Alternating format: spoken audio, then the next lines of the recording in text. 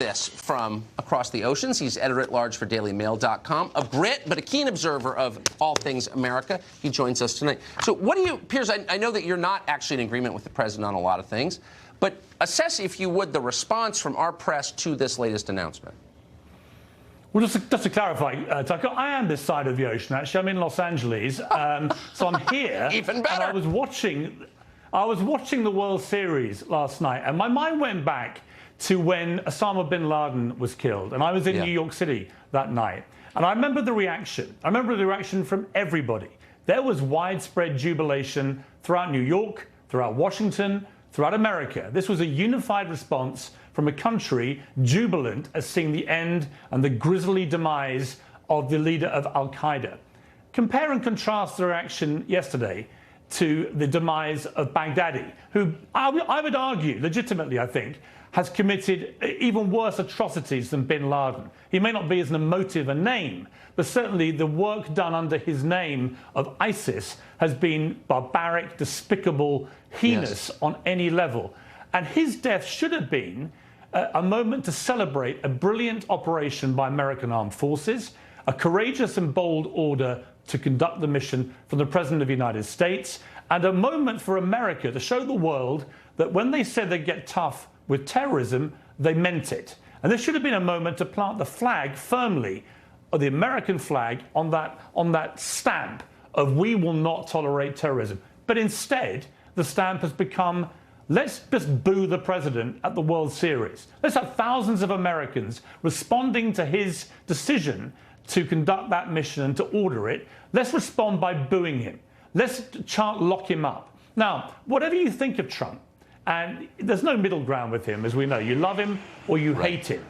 But the office of the presidency deserves more respect than I saw last night, particularly in light of what had happened a few hours earlier. There is no comparison, Tucker, between Donald Trump and Baghdadi.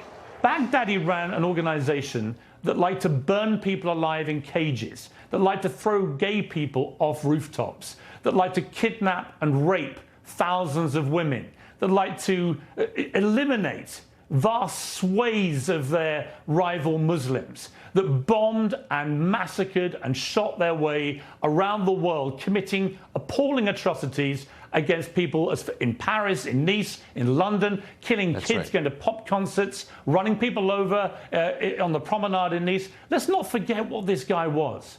So yesterday should have been a great day for America and a great day for the world. Instead, the narrative is, let's try and find where Trump went wrong in the way he spoke about this. Let's try and find a way that makes Trump look bad.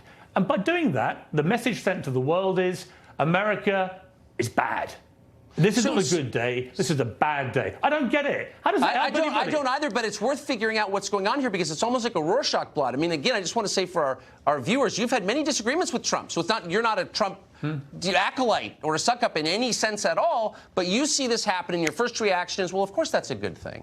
But there are a lot of people here in Washington to whom that wasn't clear. So what does that say about them? Well, I was on Twitter as rumors were bubbling about what this was when President Trump did his tweet saying something big has just happened. And people were beginning to guess it might be Baghdadi. And in that moment, I already saw the reaction from what I would call the more deranged liberals of America, boiling themselves up, not in jubilation at what had happened, but in fury that somehow Trump may have done something right, that he may deserve some legitimate credit. And that was simply unconscionable. They were not going to allow that to happen. And the narrative has played out ever since this, has not been, as I say, what it should be, which is the destruction. And by the way, I take great pleasure in celebrating the death of Baghdadi. This is one of the worst terrorists in modern times. That is true. I am glad he's gone. And actually, I quite enjoyed the gory details that the president gave us about that sniveling coward's last few seconds on this earth. I did enjoy it because I want him gone. I want him to stop maiming and killing people. So let's put that on the record. But what does it say about these liberals, these so-called liberals? I don't think they are liberals, Tucker. There's nothing They're liberal what I call about them. illiberal liberals. Exactly they stand for the complete antithesis of liberalism. They don't believe in free speech. They don't believe in tolerance or fairness or anything. They just believe right now in screaming at anyone that doesn't fit their narrow worldview and their narrative of events. And when that is applied to something like the death of Baghdadi, the leader of ISIS, it is a shocking moment. I thought last night, frankly, was shameful. I thought the thousands of Americans who thought that was the right way to respond shamed themselves and they shamed their country. I think that's exactly right. Piers Morgan, thank you for that. Good to see you. Good to see you. James Hassan.